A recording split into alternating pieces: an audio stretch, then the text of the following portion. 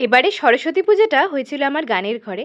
দাদা বৌদি দুজন মিলেই দেখো এখানে সরস্বতী ঠাকুরের প্যান্ডেল তৈরি করতে ব্যস্ত। খুব সুন্দর করে ওরা সাজিয়েছিল আর এদিকে আলপনাও দিয়ে দিচ্ছিল বৌদি। এবারে আমার শরীরটা ঠিকঠাক ছিল না, তাই জন্য আমি ওদেরকে কোনো হেল্প করতে পারিনি সেরকম।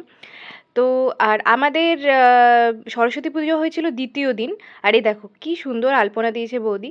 এটা পরের দিন সকালবেলা উঠে আমি তুলেছিলাম। আর এখানে দেখো মা পুজো করতে বসে গেছে, মাই সরস্বতী পুজো করে। সকালবেলায় একদম স্নান টান করে আমিও চলে গেলাম অঞ্জলি দিতে।